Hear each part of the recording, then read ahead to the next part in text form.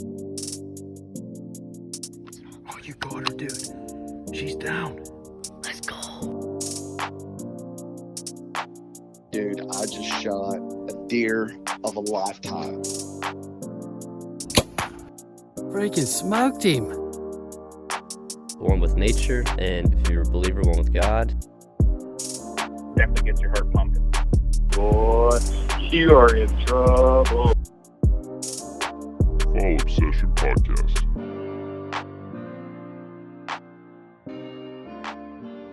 All right, everybody, welcome back to another Fall Obsession Podcast episode driven by Ridge Rock Hunt Company. Talk more about them later. I'm Sam, I'm your podcast host, and we are in deer camp again. Got a couple guys sitting here with me. Like last time, my dad Mark is here with me in the deer camp, and then media production director from Fall Obsession, Nick Powell. What's up, buddy? Hey. So, sounds different. If you're watching the podcast video, it looks different because, again, we're in deer camp. These times at Fall Obsession, we're always trying to not only keep our content relevant, but then maintain our publication schedule and everything. And that sometimes means that we're podcasting and recording on the road. So that's where we are right now, hanging out. We got the dog here with us too, another critter making his appearance on Fall Obsession Podcast. Ranger's first one, actually. He hadn't been on here yet, but he's all tuckered out because he just got a little bit of work this evening. Yeah, he did. Somebody had to go and shoot a deer on Texas dirt. So tell us Somebody. Somebody. Tell us a little bit about that. Well, it was kind of a stressful evening because I didn't see anything, which I've been here since 9:30 this morning, 9:45 this morning, and hadn't seen a single animal at all. No pigs, no deer, nothing. And so it was getting pretty close to the end of legal shooting light. There's probably 45 minutes left of legal shooting light, 15 minutes left till sundown, and nothing had even come to the feeder yet. The feeder had gone off 15 minutes prior, and I had 3 does that came up to my left, making their way to the feeder, and just kind of walking through the trees, making their way there. And I was trying to get the camera because I had the recorder and everything, camcorder, trying to get the shot on video and do all the film your own hunt stuff and Do all the media things. yeah, trying to do too much probably. And so I was trying to get the camera and film them, and I got a little bit of footage. I'll have to show it to you, but I was trying to get footage and the camera squeaked or something. I don't know, something made a noise and she was locked on me. So I was real still, didn't move. She knew something wasn't right. So she started going around behind me to try and win me, which I'm surprised she didn't. Never blew at me or anything like that, but they were behind me, so I couldn't really see them. I couldn't see them at all because they were behind me. And I waited for a little bit to move, and eventually I got turned around a few times just to see if I could spot them anywhere. And about the 3rd time I turned around, I saw one behind a tree, behind a mesquite tree. And so I was like, okay, they're still there, which is what I figured because I never heard them blow or never heard them run or anything like that. So I kind of figured they were still there, which is why I stayed still. So I spotted one of them, and so I was like, well, it's now or never. I stopped worrying about the camera and was just like, I got to get turned around somehow. So the whole stand swivels at the top. And so I tried my hardest to turn as slow as I could without making any noise. Yeah. And got turned around. I actually had the GoPro going, so luckily I did get a little bit of footage. But got turned around, got locked on, and then once I got comfortable, got in a shooting position, there were 2 of them behind this mesquite tree. And I was trying to figure out, I couldn't really tell which one was bigger. And so one of them found a hole in this mesquite tree and saw me moving. And so I'm assuming it's the same one that was locked onto me before. And so she found me, so I was really still, and once she figured out something wasn't right, she started walking to walk away, and she hit a clearing, and right as she hit that clearing, I pulled the trigger, and she did the classic donkey kick, took off. And the weird part about it was once I got down, I waited a little bit. Once I got down to go look for blood, I started looking for blood, and the other two, which had run off and like run way off 150 yards plus, had already come back. And so they were already back trying to find mom or something. And so they had come back 2 or 3 times between me from walking from the stand to walking where, you know, I tried to find first blood. And so I knew that she was down somewhere, but the blood was really hard to find. But luckily, we had Ranger coming in clutch. We had a secret weapon. Once I found first blood, Ranger took it from there. So Tell us about that Sam with Ranger. So Ranger is what is he? He's half German Shepherd, half mini Australian Shepherd, an accidental breeding. Mom's an Australian Shepherd, dad's a German Shepherd. So he's got a nose on him, and we learned that pretty quick. And we got this dog with the intention of we have another dog at the house, and she's sweet and awesome, but want a companion for her, but we also wanted a dog that had a job. You know, we needed a dog that had a purpose. Working dog. A working dog. So we got Ranger here over the summer, which, looking at his size, you wouldn't guess that he's still a puppy, but he is still a puppy. He's only a few months old. And pretty quickly, my wife gets a lot of credit for it too, because she's the more of the dog trainer of the two of us. Started working with him on trailing, you know, whether it be like actually she started working with him on shed hunting, was the first thing, and then from there we started working on him on tracking and trailing and that kind of stuff. So in training and everything like that, he's been 100% all the way through all of his training and stuff. And so finally, it's here recently, it's been like, all right, I think he's good to go. Like we can give this a shot at this point. So this was our first time to actually, he's come out here to help us fill feeders and stuff before, but this is our first time to bring him out here on a hunt. And you told us at the beginning, you said, now if you shoot something, you know, even if you could. Yeah, because this whole first year, I'm just trying to get him experience. You know, we all know, our listeners know, especially if you're in the South, kind of the market for tracking and blood trailing dogs and stuff like that, dogs that can find wounded deer, and I'm kind of having an ambition to bring him into that point, but obviously he needs experience going into it. So any opportunity I can this first season to get him on a blood trail, I want to take it. So that being said, when we all got here this morning, I made the comment to the guys here, like, hey, if y'all kill a deer, even if you can see it from your stand, if there's a blood trail and it conveniently works, you know, for us to put the dog on the blood trail and let him work it, you know, let's do it just to get him some reps if y'all are okay with it. You know, I told you, I was like, obviously if you shoot a deer at 4:30 in the afternoon, I don't want you to wait till dark for me to come out of my stand and go get the dog, you know. But I heard Nick pull the trigger at 5:20. I was looking up and watching when you pull that trigger. So yeah, I didn't hear you shoot from you my were pretty stand. far away. Yeah, I was opposite side of the property, so I didn't hear you shoot, but you text me soon after, I guess. You're like, you're going to need to get Ranger, or whatever you said. Better get Ranger. Better get Ranger. And so I was excited, and you told me that you shot a doe, and I asked you, I was like, so is she done for the count, you know, for sure? Or do you actually need a dog? And you're like, I'm 98% sure that she's down for the count. And that was before you've gotten down and looked for blood, I suppose. And then about 15 minutes later, I get another text that's like, I actually do need a tracking dog. All right, I'll probably need Ranger for real. Yeah.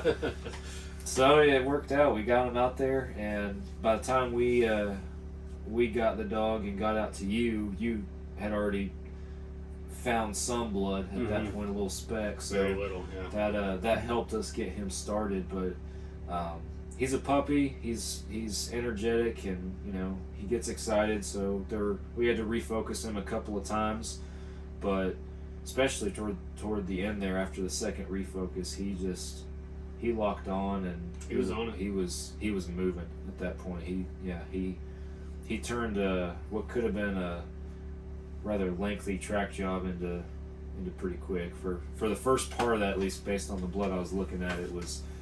We probably would have been stumbling around there quite a while looking at specs. Yeah, because she ran 30 yards before she even started bleeding. Yeah. So and from there it was probably about 100-yard trail when it was all said and done. And once we got him on blood, it was probably 5, 7, 8 minutes, and it was over. So. Yeah, and if I had called my wife to tell her, the whole story that I just told, and I was like, yeah, if Ranger hadn't been out here, probably wouldn't have made it to the processor in time, because the processor closed at 8. Yeah. So.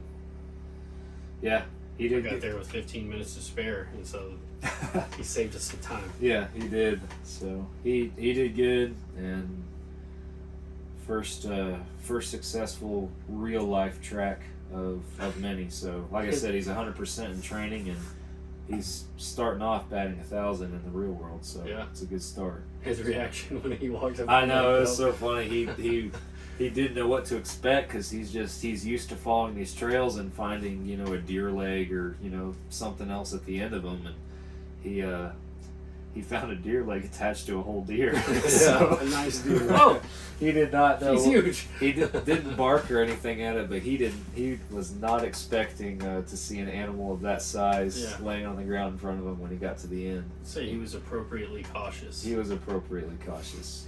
But he quickly realized that it was a good thing that he had just found. Yeah. So. But he did good, and now if you're watching the podcast video, you see he's all worn out. Oh, yeah. He's had a big day. So. But no, it's been good. I'm glad you got a deer on the ground out here. Yeah. And first one. Yeah, we were talking earlier before we recorded about how I think this season, all of us that hunt out here combined, not all on the Texas Dirt Series or anything, but all of us combined, I think we're at 7 now for how many deer that we've killed out here on Texas Dirt this year, which is already a larger number than last year, and we still got 6 weeks of season left. So, but no, it's good. But we're not seeing the deer like we were talking earlier. We're not seeing the deer that we saw last year. And we're not sure why. You were surmising about drought, I think. Yeah, and I know we mentioned on the podcast, you and I recorded one in camp here recently, and not to be repetitive of that previous episode or anything, but the drought we had in Texas over the summer definitely impacted that. But then we were also just talking about, and if y'all watch season 1 of Texas Dirt, you know exactly what we're talking about with the caliber of bucks that we were seeing last year that I was passing on last year, that I would gladly give anything to see again, but might be tomorrow morning. Who knows? Maybe tomorrow morning, big boy will walk out. But all it is to say, they it's like, where'd they go?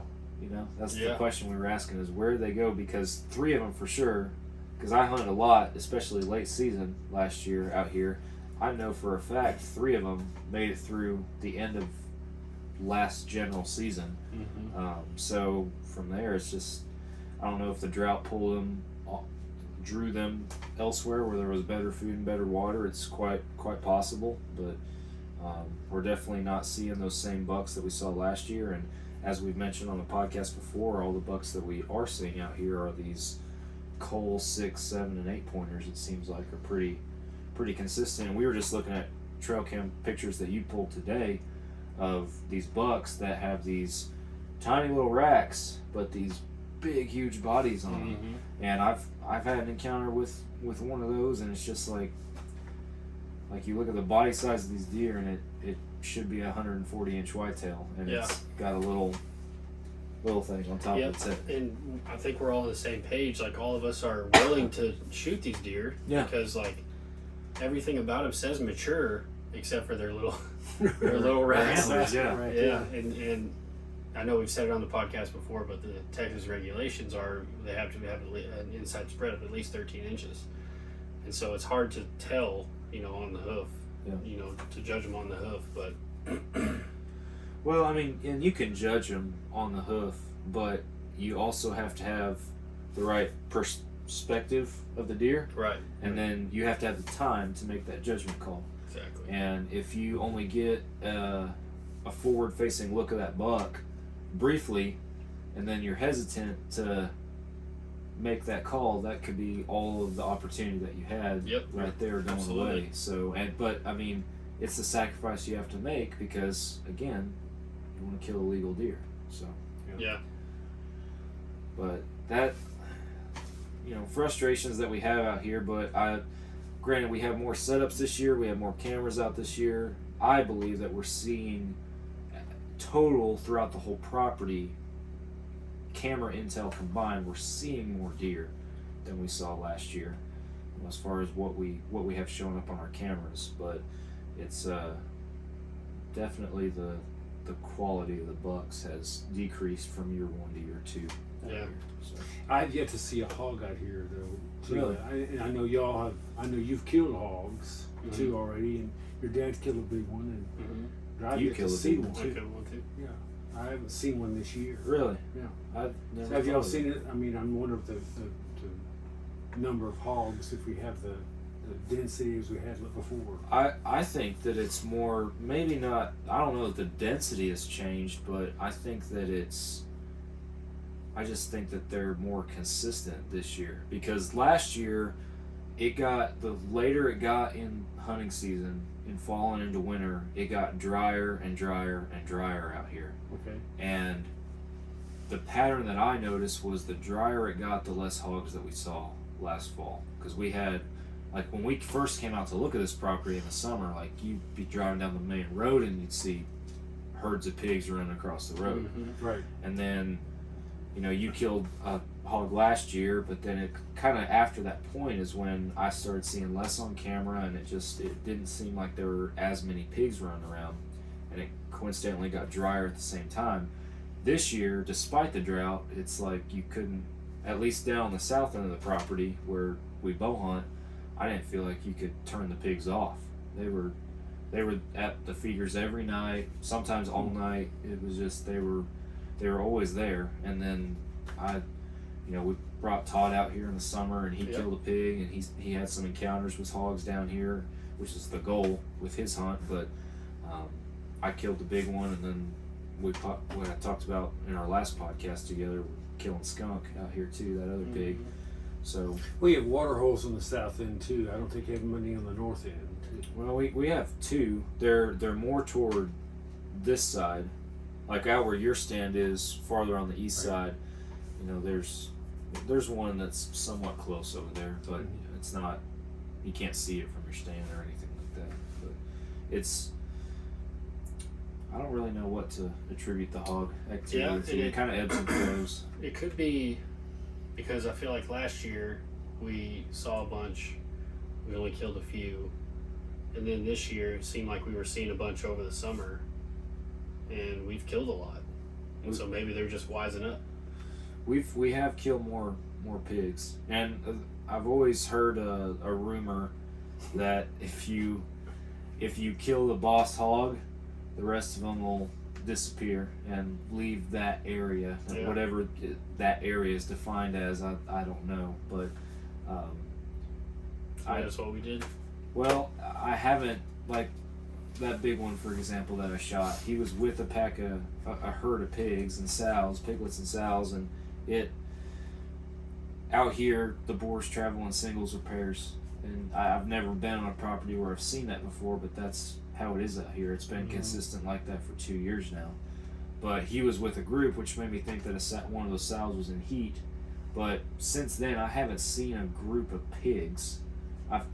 Here and there I might have gotten a picture of some, but it's still mostly been these medium to large size boars that I have on camera showing up at all stands at random times. No real pattern to them.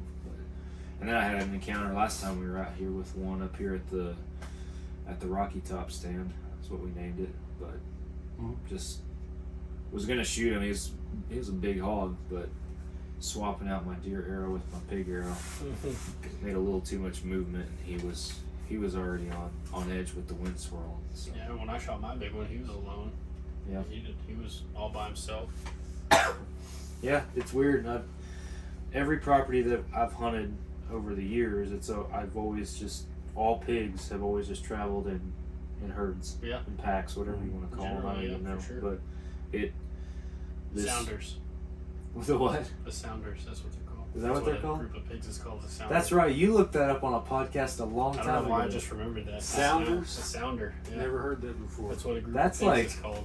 Dang, you just dug back into like podcast episode 11. Yeah, it was I'm like pretty sure 13 that or one. something like that. Yeah, way it was, back there. It was like Wow. very, very beginning of our podcast. That was a long time ago, but I do remember that now. Mm-hmm. Sounder. I learned something today, so that's cool.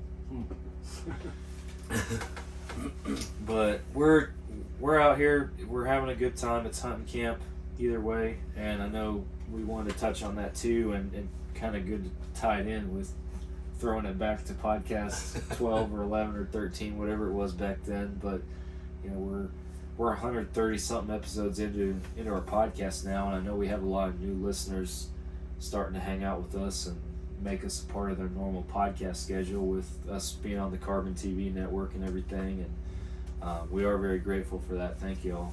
But this is what we try to do. We try to put relevant content on our podcast, relevant to the season, the time of year that we're in, it being deer season. As I mentioned at the beginning, you'll catch us in deer camp sometimes, and we want those episodes, even our normal podcast episodes, to be a casual, laid-back conversation that our listeners just feel like they're sitting here in deer camp with us, you know, that they're just a part of a conversation that is taking place. And that's kind of the down-to-earth feeling of Fall Obsession podcast. And I know that we've come a long way too, because you and I, we've been doing the podcast thing since we kicked it off. Mm-hmm. And I can remember both of us going into every episode with, oh, we gotta write notes. We gotta have pages of notes. You know, you'd have your computer, I'd have mine. We'd have all these notes and all these talking points and everything laid out, and we were all official and everything. So official. And now I can't remember the last time I wrote notes for a podcast episode. We get some guests sometimes. They're like, well, can you send me some talking points? And so I'll draw up talking points for them and everything. And you know, for their sake, I'll try to follow that lineup and everything to help the conversation flow, you know, just to give them an idea on what we're talking about. But other than that, we dive in with a topic and we go with it. Yep. And it's been working out pretty good at this point. So, And maybe we can ask our listening audience, the deer we've killed out here have no ticks. oh, that's a good question. Yeah. So maybe someone could tell us why, because I know property we've hunted before, they're covered with ticks and fleas and all, but the one you had to kill tonight and the two I've killed this year, there's not a single tick on the deer. Yeah, I have not consciously made that realization until driving out here today. You mentioned that to me, and I thought about it. I was like, you know what? That's right. I have not seen a bunch of ticks on any of our deer or anything. So. Did you find that true on your other property that you hunt? I mean, do you? Well, we've only killed one deer there, so we don't have a whole lot of examples to go off of. I'd be curious to ask your dad, you know, any kills that they've had if they've seen ticks. Yeah. So I'll maybe ask ask them him. that, because I've not seen these. So maybe listeners, if you know, can tell us why. We'd like to know. Yeah, for if you're watching the podcast video or listening on whatever platform, head on over to our social media page and the post for this episode, or if you're watching on YouTube, in the comments below, if you got any ideas on that, send them over, because we're very curious to hear some input on that. So, but another successful hunt in the books. Hopefully. And you said Todd killed today too, right? Oh yeah, that's right. Sure Yeah, did. we were dragging Nick's deer.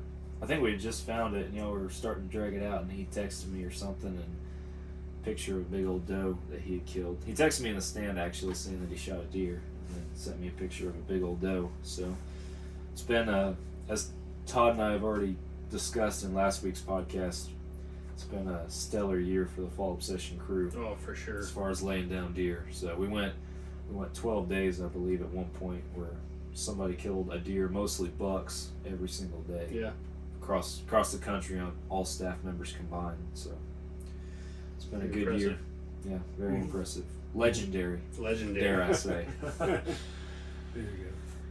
Well, for our listeners, we'll wrap it up. Thank you guys for tuning in, whether you're streaming on your favorite app, you're watching on YouTube, or listening on Carbon TV. We appreciate y'all. If you haven't already, whatever platform you are listening or watching on, hit that follow or subscribe button and make sure your notifications are turned on. That way you guys know whenever we drop a new episode. We put out a new podcast episode every single Monday morning. Again, relevant to the time and the season. Sometimes we're in studio, sometimes we're recording with guests, sometimes we're in deer camp, sometimes it's Drew up in Minnesota that's hosting the episode. So lot of variety in the subject matter of our content as well. So fallobsession.com is the website. That's where you guys can go to find all of our content. We are a hunting and outdoor media production company, and we produce a wide variety of content from across the country. People that are boots on the ground in all these different states that hunt in these different environments. They are blue collar hunters just like you and me, and we have content covering hundreds of different topics in the hunting and outdoor industry at this point. So explore around on fallobsession.com. There's something for you on there. Video series, wild game recipes, gear reviews, educational videos and articles. The podcast is all on there, so go check that out. Make sure you subscribe to the YouTube channel. Weekly new videos getting posted on there multiple times a week. Social media, Facebook, Instagram, Twitter, and Go Wild. Go check all of those out. And Derek and Lacey over at Ridge Rock, they are the podcast partners and sponsors. We love Derek and Lacey, and they love setting you guys up with vetted and trusted outfitters across the country. That's what Ridge Rock does. So if you're looking to book your next hunt with somebody who is guaranteed to give you a good experience, be sure that you hit Derek up. He will work with you to find something that's within your timeline, your budget, your specifications on what you're trying to do, all that good stuff. So Ridge Rock Hunt Company, go check out their website and their social media pages. We got a hunt in the morning, so we'll have to turn in here pretty soon. But, Yeah, what's y'all's plan in the spirit of meeting our listeners? In the spirit of, yes. What's the plan? I still need to look up the wind direction, but if I have a north wind, I will be in my tree stand. That is my plan. So Nate's gonna look it up for me right now. I got you. But What time sunrise to? I'll say a little after 7. I'll make sure should be to. like 7. I probably plan to hunt. I hunted my stand, didn't see anything tonight. I'll probably hunt methane tomorrow, I'm thinking. Yeah. So if as long as you've got a decent wind, it's not going to be blowing on. Yeah. Another thing we've learned out here is the wind is definitely a big factor, at least for me in my bow hunting areas. I've lived and died by it at this point so far with some of these setups. So, but we're gonna take a look and evaluate and come up with our plan for the morning. So Tuesday. it is Tuesday, yes. Winds southwest at 10 to 20 miles per hour. Well, that does not help me, so I will not be in my tree stand. We'll figure something else out. I might have to sleep on it, but Sunrise 7:18, sunset 5:30. 7:18. All right. Well, thank you guys again. Appreciate y'all tuning in. Thank you guys for sitting down and recording a podcast. And next week might be me